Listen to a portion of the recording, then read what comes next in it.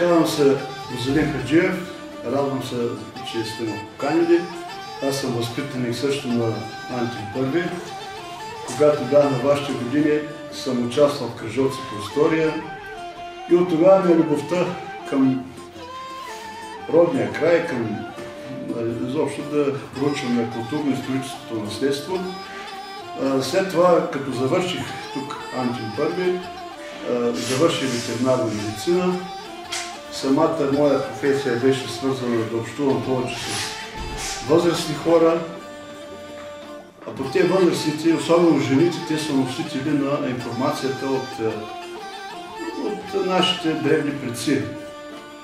И тук така се стекаха нещата. В процеса на моята работа натъквах се на различни обичаи, на различни, когато ходим по терен, на различни наименования на местности. И лека по лека те казват написано по устава, защото старите умират и с тях се умира това древно знание. И почна лека по лека да пиша материали и в един момент започнах да ги публикувам в Златоградски вестник. Златоградския район изобилства с такива местности. Те не е направо да наричат тук района на Златоград, Златоградската кръстата гора. Почти на всеки връх е имало параклис и като преобладават много параклизи, носещи имена на жени светици. Света Марина, където е гробището, Света Елена, посока Ламовци и към Неделино също Еленка, където е, Света Екатерина, тук където е от Гребенци нататък, Свети Константин и Елена, нали? В района на Ламовци също Света Марина, което иде да покаже, че има едно наслагване на култове още от древните тракти, преди тях култа към богинята Майка, преминава после култа към пък тези християнски светици и Божията Майка Света Богородица. По време на османското иго част от населението приема исляма, но дълги години има едно скрито християнство, има родовите корени се знаят. Даже има една легенда, че патриарх Евтимий, те дали казват, че е заключен в южните български земи, в Бачковския манастир, но Бачковския манастир е имал владение още от времето на Византийската империя, грузинските монаси бакулияни, чак до тук владение. Даже легендата е била, че той е погребан някъде в района на тук Бенковски. Оная година професор Овчаров има след Добромирци едно дере, което се нарича, аз съм го писал тук, легендата за патриарх, Килиси дере, което на гръцки Килиси е църква и на турския Килиси дере. И там има основена църква, като северната стена близо 4 метра се стои още. По принцип народната песен Златоградска и всяка, тя е свързана с някакви необикновени събития. И най-известната вече цяла България, която лети в космоса, песен за Делю Хайдутин Златоградска, което тя са гордели. Тя е свързана с необикновения подвиг на Делю, неговото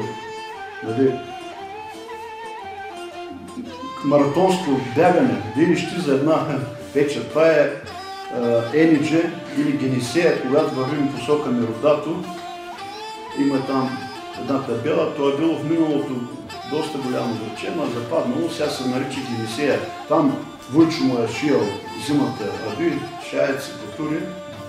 Дядо идва за една нощ тук, за да му вземе нови дрехи чисти за Велик ден, Паската, и се е върнал, като отнесъл дрехите и топла пита на Войчо му и просто това е било за уния времена нещо уникално и хората му измислят и тази песен, но тя е и песен за несподелената любов. Е там преди 2-3 години Георги Любенов бяха дошли един журналистите, ме питаха там за Делю. Към тя е по принцип тъжна песен за несподелената любов. Любимата му Гюлсиме, българка, приела исляма, за уния времена това е било невъзможно да се оженят християнин и мюсюлманка. те и затова го убиват. Но самата песен показва като една епична поема, къде е ходил, какво е правил, как е отишъл в Стария град при един черзия, шивач, и му е казал: деда ми Павчо, шиеш сърмен банка, дефен, така малко тежка, с златна сърна. Той обаче го е бил страх от турците и викал: не мога Делю да шия, не мога Делю да кроя. Той го запашва, вика: тънка го сага скорява, тънка го пушка скорява, остра го сага скорява, тънка го пушка ушива. И ред и такива. Тя го и Гюлсене предупреждава: Варди се Делю чува се в тия пустия яня, лиети куршум с него, нали, според легендите. Куршум не го е ловил, само от него сребърна пара. Той е дал на някаква там циганка, тя пък дала на гити, те изливат куршум, да могат да го бият. И той е малко самонадеяно справил. Гюлсене го е предупреждавал да се пази, но той вика: кого е майка родила, възменя с пушка да пукне, възменя Сара да махне. И когато вече го убива, тя отива и го пита там, дето има лобното място, оня камък: Делю, седо голяма, какво ти е болно, имаш ли болно за нещо? Той вика: брани се коня на яха, хубави моми нагалих, за новика не е мъчко, проят се пукнала, пък мен няма да ма има, смеден кавал да свиря и жални песни да пея. И живота, това е бил труден живота, но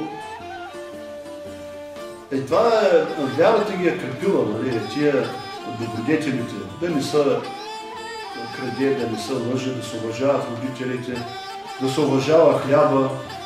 Значи, старите хора викаха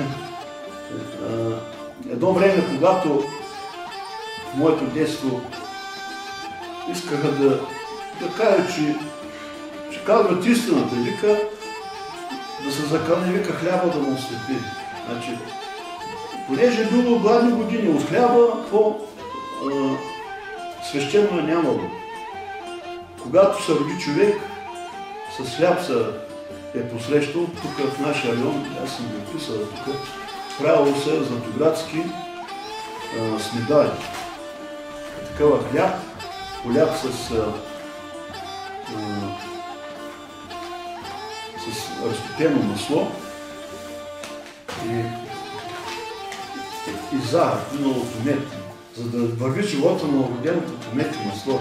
А когато пък почине човек, са се пекли тия кръги колаци, или това е кръговрата: раждане, растеж, развитие и накрая смърт. Един кръг.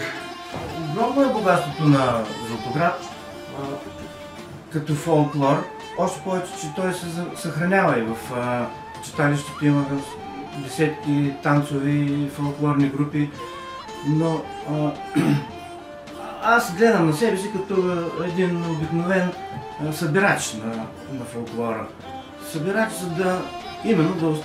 за да остане за ето следващите поколения, за вас.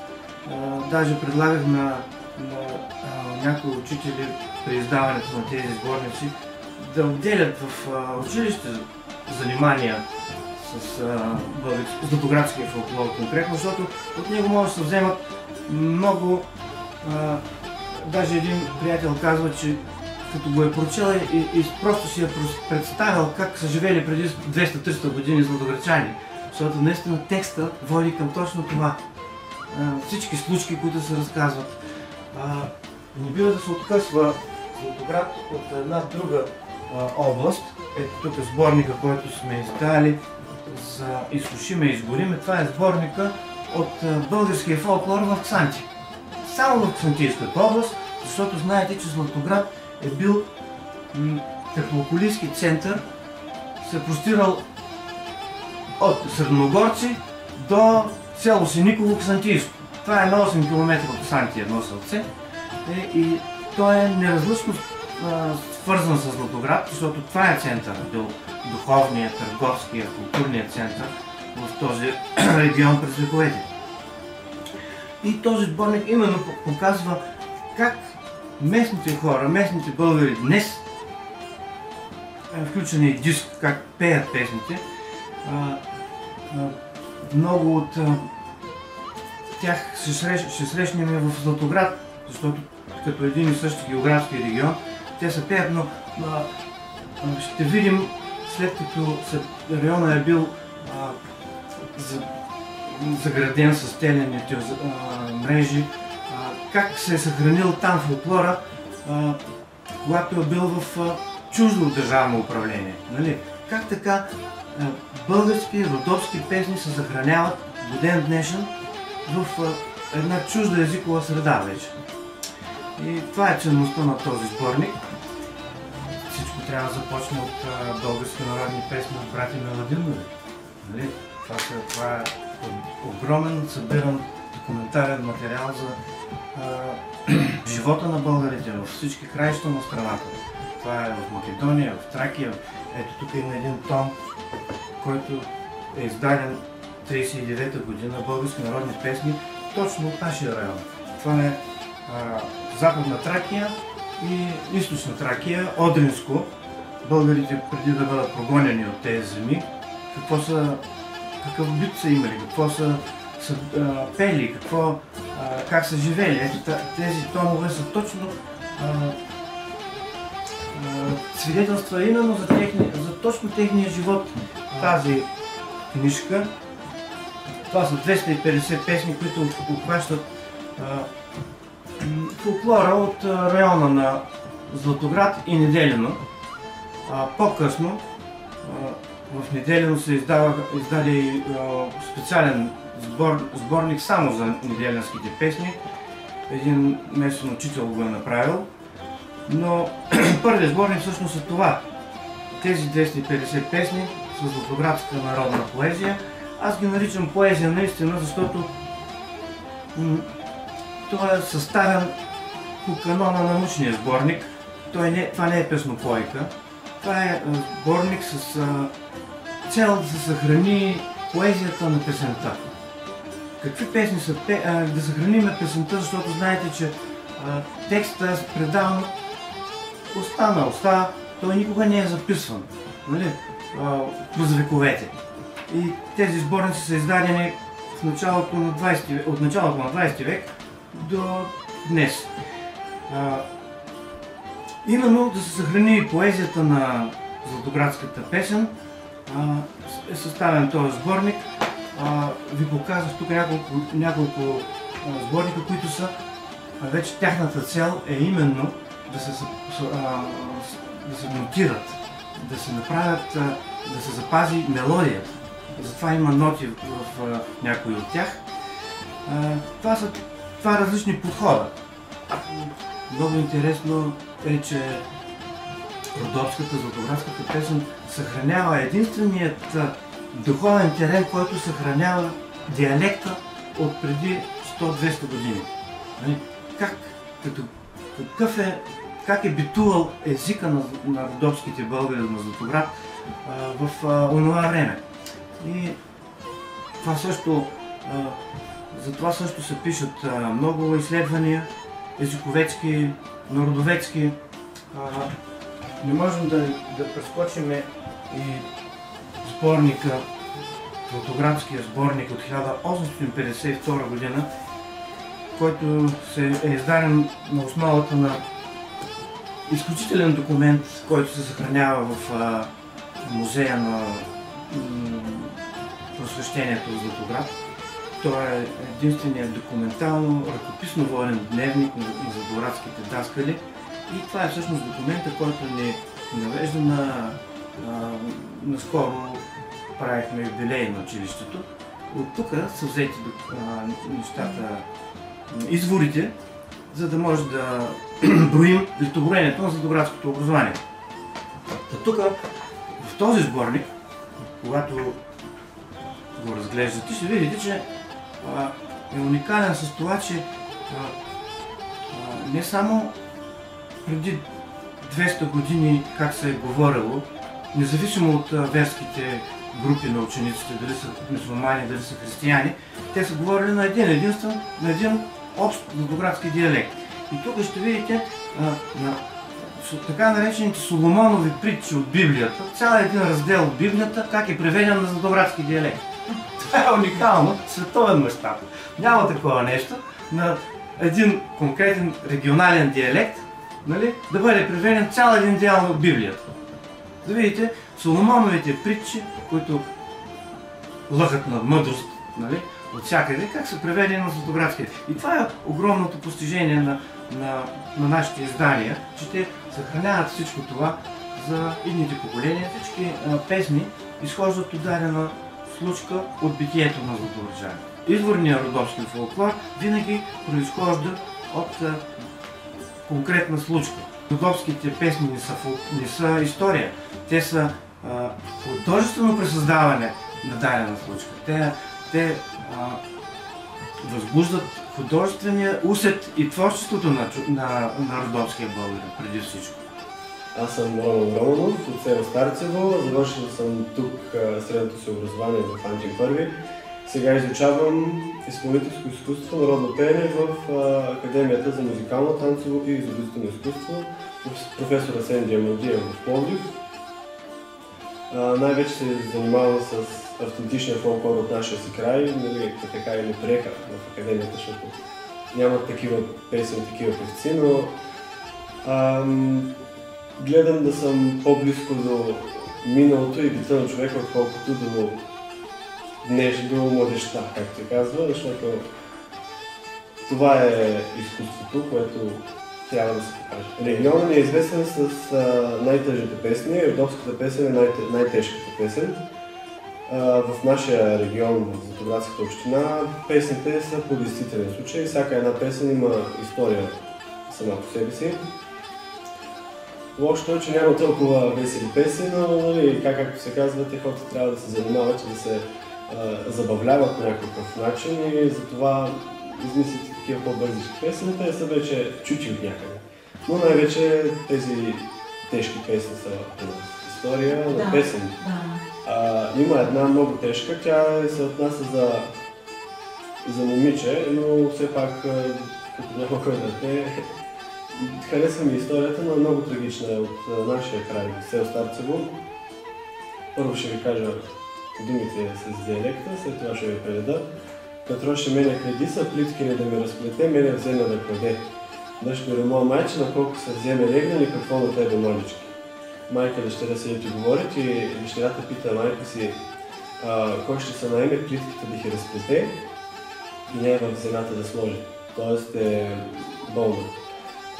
Майката седи и казва, защото на времето няма такава медицина и много млади са загивали по такава болести от много други неща, но майката казва, дъщеря моя майчина, колко са в земята легнали, колкото тебе младички. И затова е много трагична историята. От друга песен, накрай Денизън седеше, една ми русе девойка. Майка ги я пита, дъщеря моя майчина, прижали ли ще Хасана? Вика, аз ще прижали Хасана, кога Денизън присъхне и на барушки остане.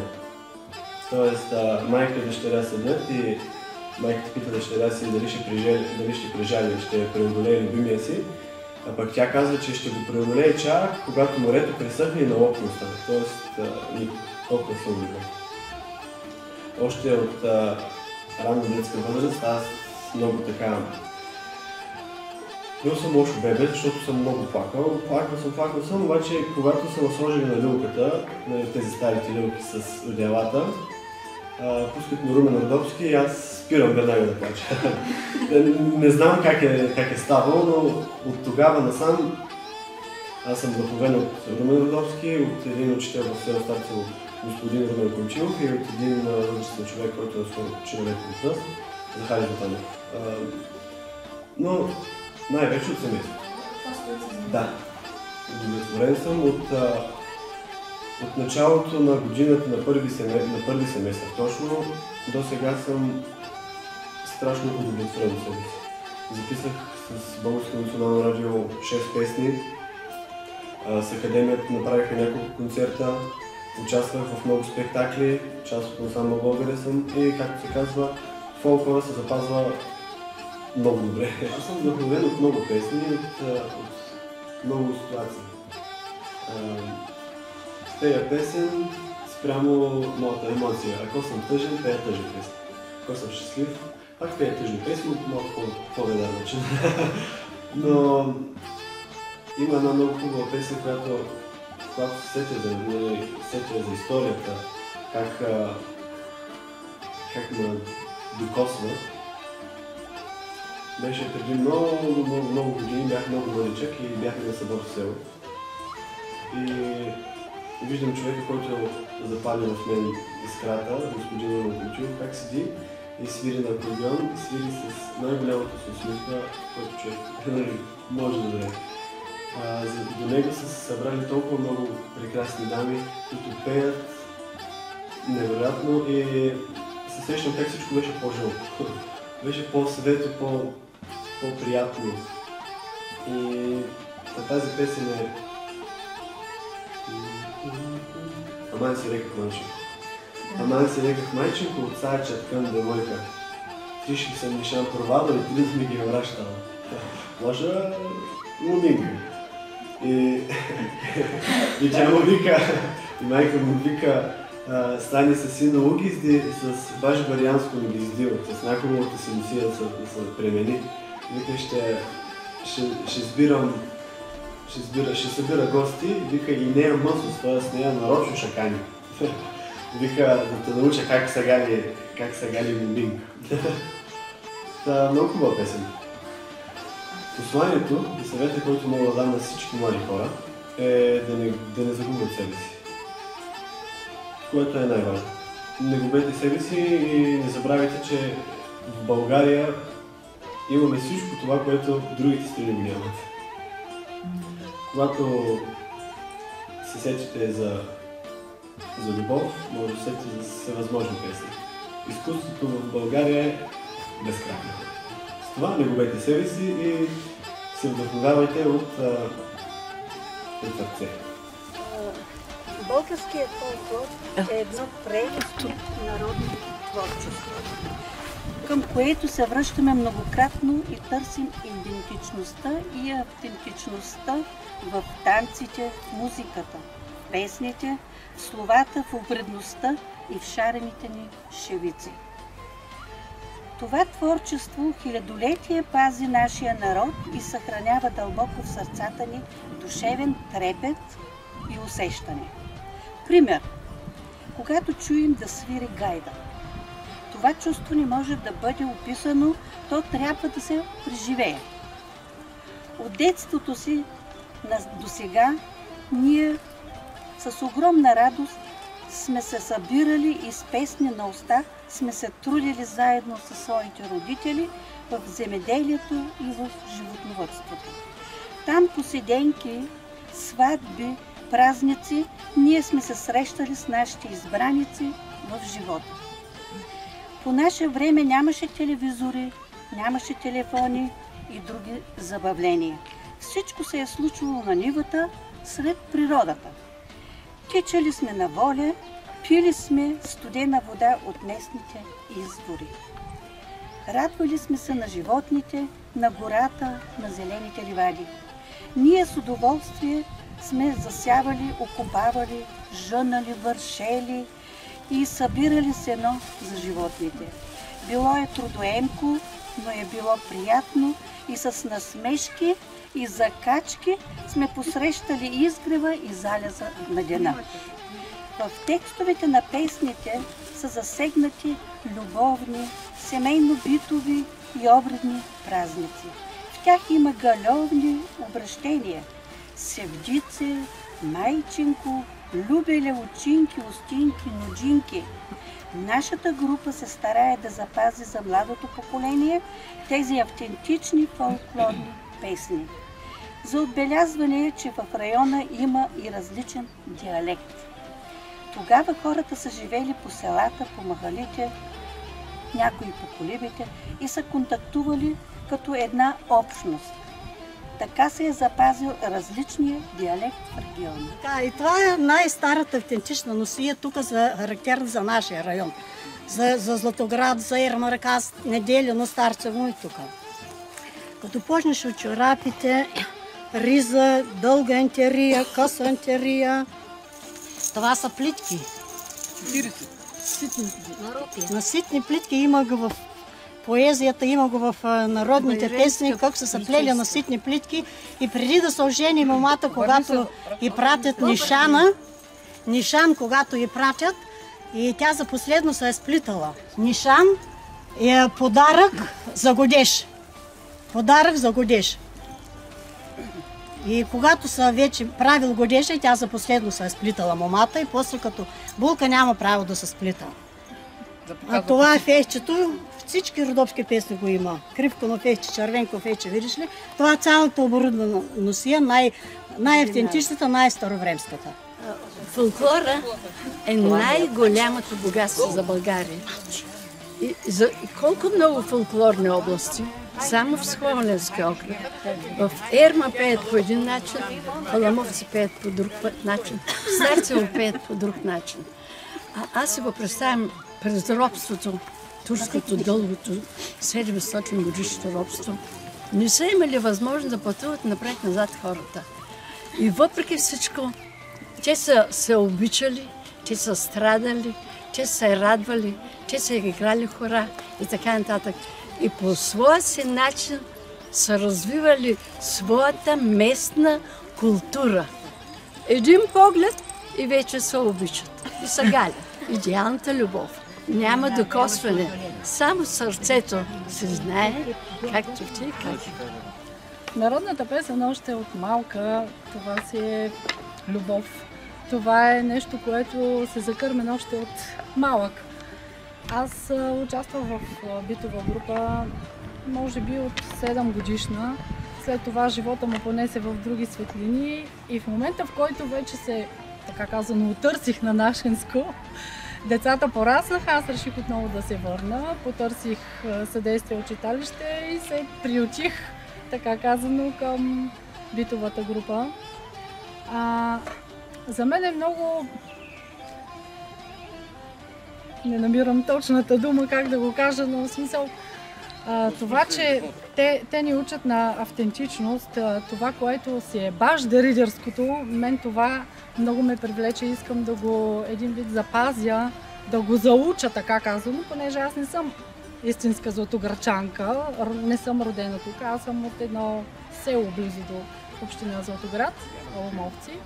И това да се завърна в групата за мен е голям шанс отново да се върна към това творчество и да продължа по някакъв си начин да запазя тяхната автентичност. Опитвам се да преканя и други млади, но днешно време е много трудно. И колкото мога, крада по-малко, да запазим златоградския дух. Аз съм започнал на 6 годинки да се занимавам с музика. Баща ми беше акордеонист, нали, да кажа, не професионалист, любител, но пък може би от него имам някакъв старт. Защото си постоянно той беше много обича да свири по компании и хората са се радвали на неговата музика, веселели са хората, не са като в днешно време. И постоянно съм бил с народна носия, на училище съм си ходил, същевременно сме учили и музика, но творчеството си е една дарба, която не на всеки се дава. Както виждате, не всеки човек може да пее и да свири. Затова благодаря на Господ, че ми е дал тая възможност да се изявявам. Мелодията е богът на музиката, а родопската песен е стъпало към Бога.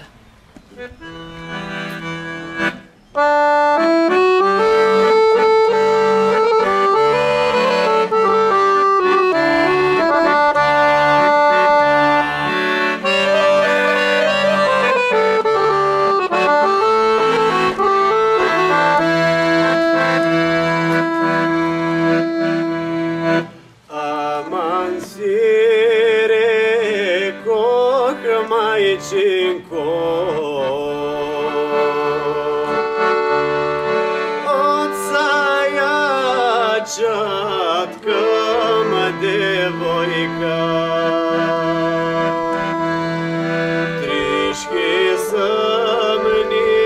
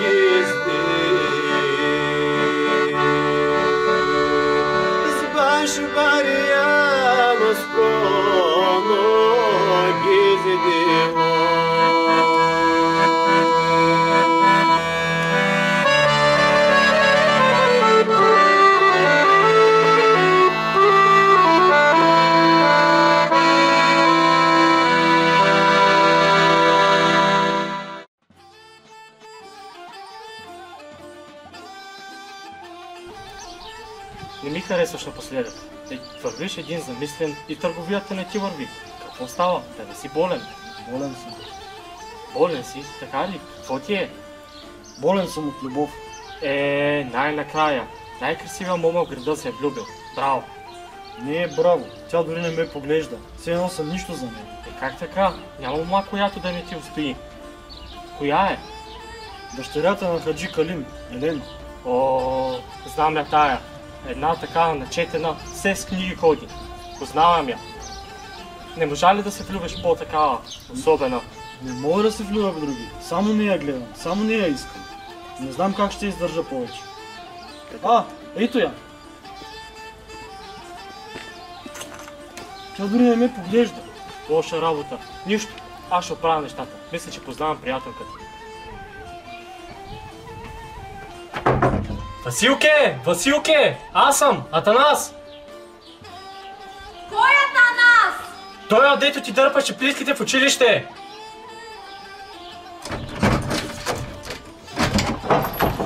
Какво искаш?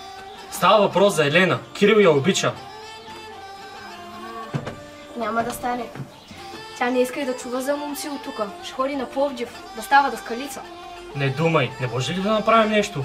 Кирил толкова е плътнал по нея, че направо нямам думи. Добре, добре. Хайде, мама сега ще излезе. Да ще идем пред почтата да ми обясниш всичко.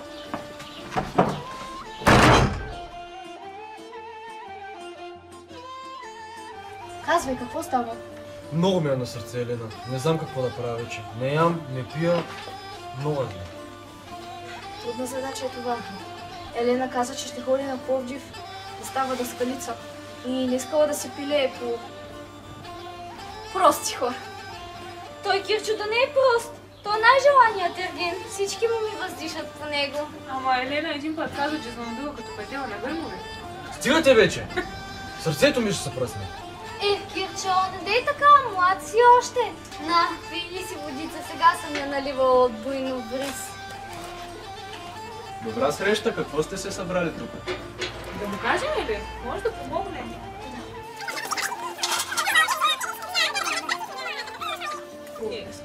Ай, не можа ли да харесаш друга? Стигай ти! Искам Елена, не гледам други. Смилих се. Ще ти кажа нещо за нея, но нищо не думам. Казвай, всичко ще направя. Тя обича да чете. Пий книга. Обичай песните. Направи серенада. Направи за нея нещо различно, което друг никой не е правил. Да е нещо специално. Покажи, че я обичаш. То всички обичаме изненади, ама какъв си романтик. То щастлива Елена, че я харесваш. Много са трудни тези задачи. Ще ми трябва помощ. Ще ми помогнете ли? Ами какво да правиме? Елена ще ни се сърди до живота, ако разбере, ама и ние не искаме да се побудим. Ще помогнем, но обещай, няма да я спираш да учиш, ще я подкрепяш. Обещавам, ще уча с нея, ако трябва. Много учени ще станете, ще вземете и мен да замените. И аз ще помогна, Кирчо. За тебе всичко. Добра среща, млади хора. Какво правите тук? Да кажем. Може да помогне.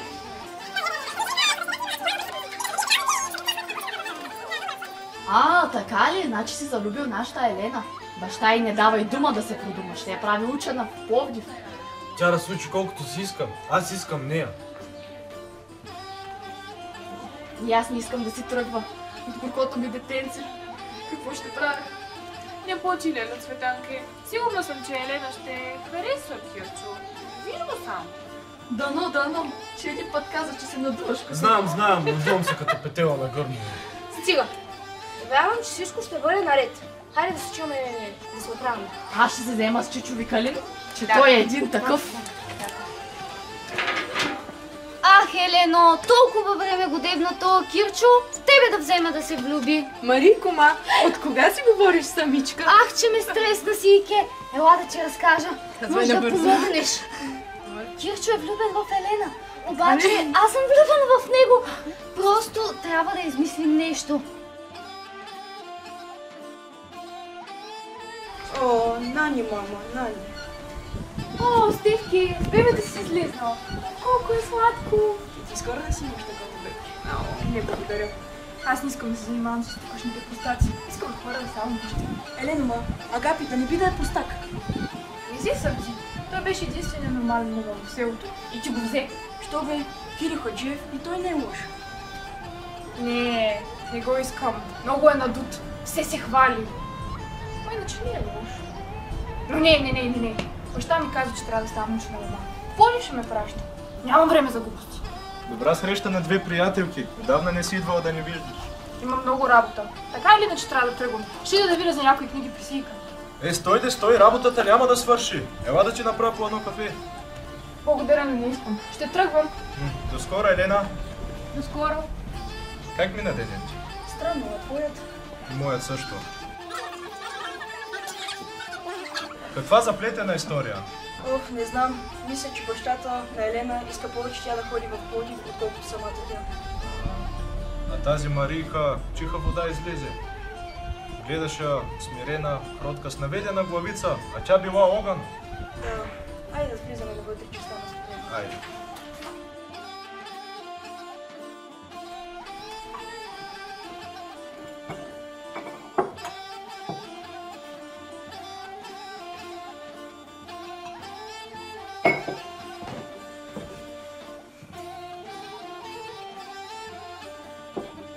Цветано, нямаш равна. Затова те взех. Каква домакиня си. Всичко ти е подредено хубаво. Аз така и Елена съм научила. Като иде стане някоя невеста и тя да бъде така. Пак ли почна? Какво съм казала? Не се нервирай. Аз просто казах, ако си намери някое местно свестно момче, и тя да бъде добра домакиня. Каквото съм казал, това е. Не ме ядосвай. Ние трябва тук ще те прости хора. Ще правя учена. Аз как ще прежаля Елена, нашата единичка ми. Спокойно, Цветано. Всичко ще се нареди. Аз ще ида да отворя. Добра среща, моето момче. Как си вървят годините. Помня като беше малък. Какъв палавник беше. Пък сега топът на града. Браво. Как са жената, бебето? Добре са всички, слава на Бога. Искаш ли кафе? Че иска ли питане? Носи му. Сядай. Какво те води насам? Дойдох да те видя, да разбера как си. Аз ще ида на пазар. Отивай. Добре съм, ама малко съм притеснен. Какво те притеснява, байкалина? Става въпрос за Елена. Искам да я пратя да учи в Пловдив. Ама сърцето не ми го дава да я пратя сама. Защо не я омъжиш? Така можеш да ги пратиш и двамата в Пловдив и няма да имаш притеснения. Виж, това е мъдър съвет. Но тук просто няма хора, които да са достойни за нея. Познаваш ли Кирчо Хаджиев? Той е достоен, заможен, добър. Знам го аз него. Дядо му беше взел една наша нива, каза, че е негова. Не ми го хвали. Помисли за това. Аз ще трябва да тръгвам обаче. До скоро. Добре, до скоро.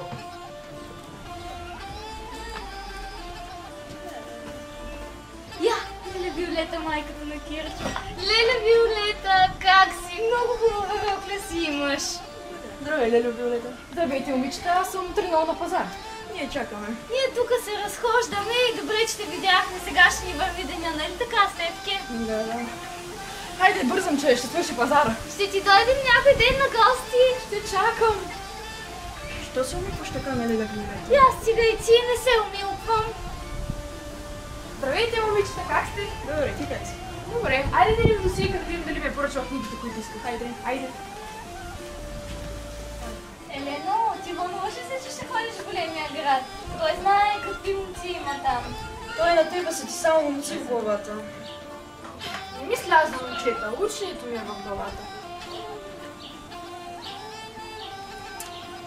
Едвам чакам да се махна от този скучен град и тези скучни хора. Видя ли? Скучен ме нарече. Свършено е с мен. Не ти, не теб нарече скучен. Хайде, следобед ще отидем да вземем книга. Благодаря. Здравей, връщи ли ми книгата? Да, ето я. Много четеш. Малък е за тебе този град, Елено. Да. Той на вас само да не ви стане малък ли си с такива. Какво говориш, Степки? Нищо, на бебето говоря. Кротко ли е бебето, Степки? Кротко. Само да не го закачат, че като писне чак малка река се чува. Айде затръгваме, момичета. Аз ще остана стана, че имам да направя една поръчка. Добре. Остани. Кой знае какво пак ти мъти главата. Какво говориш, Теки? Нищо, на бебето.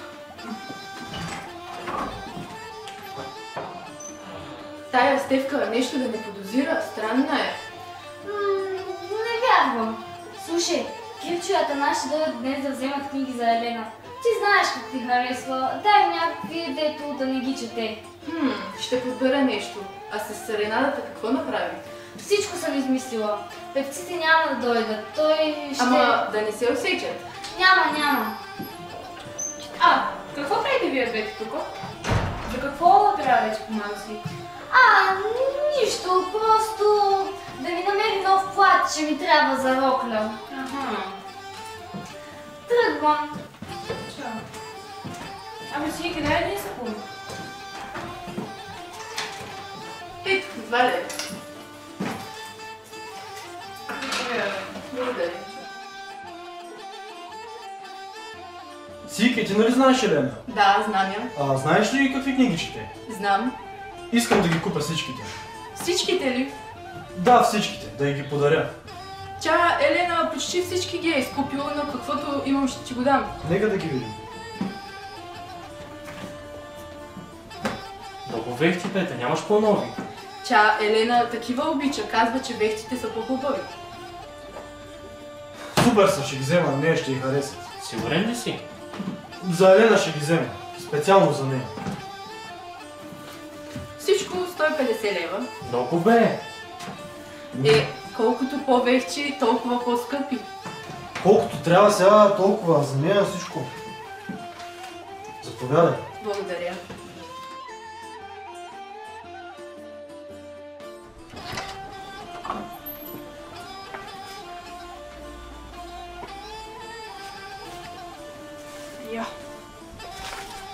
Какво е това? Скъпа Елена, подарявам ти тези книги да четеш и да се обогатяваш. Искам да знаеш, че може би те обичам. Каха! Кой е Каха? Не знам, може би е Кирил Хайджиев. Какво пак за това, Кирил? Само за него слушам тези дни. Дай! Може би е обичал. Ще видя аз тази работа. Дай пакета. Какви вехти книги! Язък му за парите, дето има. Казах ти, че няма достойни тук за тебе. Така е, татко. Стига бе, момчето може да обърка, бе. Ти не говори много, а отивай да си вършиш работата.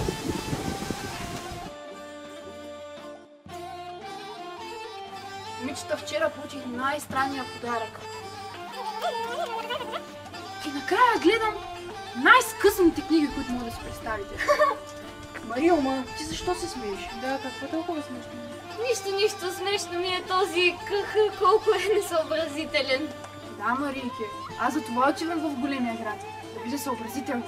Хайде да вървим. Да, вие вървете. Да. Ние ще помогнем на Стевка с бебето. Какво става тук? Мария ме съмнява. А и оня ден чух да си говори сама, че й заплашваше Елена. Да, и аз се гледах как се умилква около Киро и Лена Виолета. И аз се чух там нещо с Ика в Дюкяна говориха. Нещо там подочух, ама... Не. Тук има нещо гнило. Давайте да отиваме на Дюкяна да видим тази. Да, боже, хайде. Сийке, много са ти скъсани книгите. По-нови нямаше ли? За какво говориш? Аз нищо не знам. Нищо не знаеш. Сега ще разбереш. Що си продава на Киро скъсани книги? Нямам нищо общо с това. Мария ме занимава, каза, че обича Киро. Слушай сега, какво ще ти кажа. Спираш да помагаш на Мария. Защото такъв скандал ще вдигна. Всичките хората, ако ще видят за какво става. Всичките ще ви разбраш. Никой няма да ти стъпи в Дюкяна. Ясно ли е, че остави, че книги ще летят ми и коси? Ясно.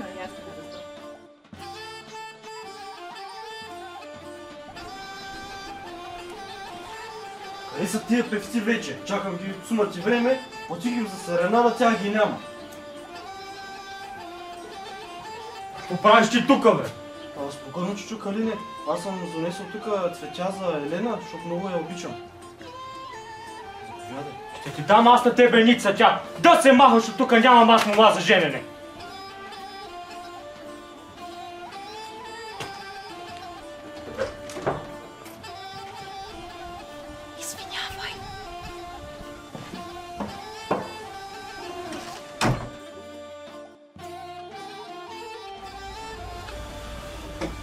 И не се получиха с тия дарове. Обаче аз имам надежда. Защото когато ходих в къщата на Хаджи Калин и тя, нали, стана каквото стана, тя се обърна и ми каза извинявай. Беше точно като обичам. Се надяваме много. Дай да пробваме с третия дар. Нали папа каза да е нещо специално, като мислиш? Какво пък по-специално? Аз мисля да е пръстен. Пръстен се е най-добър. Шарида, даже съм измислил място, ще го украся и ще стане перфектно.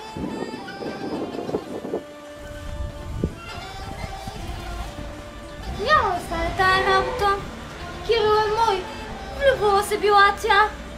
Ще я видим тая работа.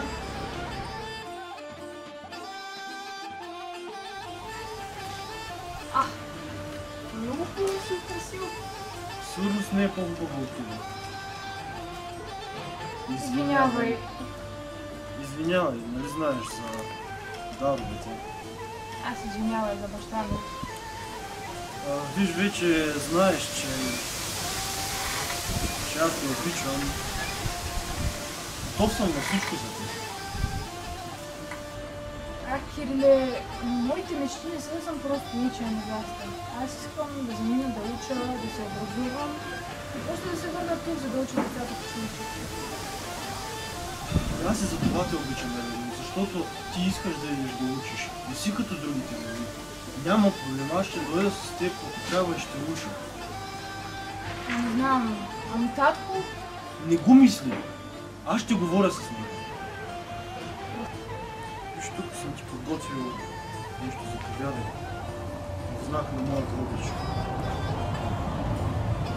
Да, Кириле, аз те обичам, харесвам. Елена, не приемай! Той вчера на същото място и на мен ми даде пръстен и ми каза, че ме обича. Иска да те унижи заради баща ти. Какви ги говориш? Не я слушай, тя лъже. Не лъжа, виж!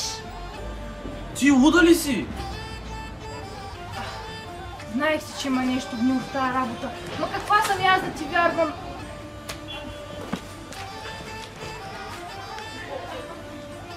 Защо го направи? Не видя ли какво стана? Аз не те обичам, обичам Елена. Кирчо, не дей! Елена не е за теб, тя не те заслужава.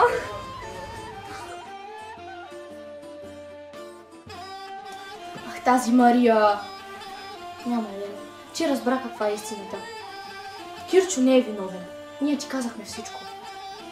Не вярваш, че ще стигне толкова далеч. Трябваше да спрем по-рано. Било каквото било. Няма връщане назад. Заминавам и това е. Преди да тръгнеш, нека да ти направим изпращане. Ела в неделя на гости. Ще викна всички приятелки, ще поговорим като доброто старо време.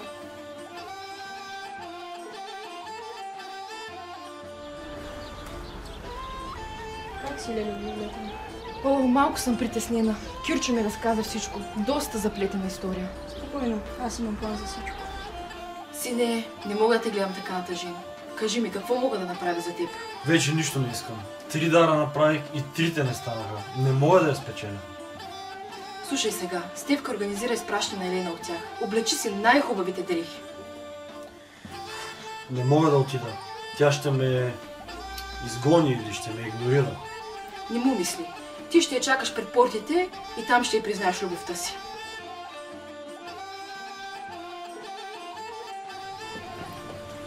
Елен, стой! Какво правиш тук? Не мога да живея вече без теб. Всичко, което Мария ти каза е лъжа. Знам. Знаеш, Да, знам, момичетата ми казаха всичко. моето сърце принадлежи на теб. Моето. Ще станеш ли моя жена? Ще стана.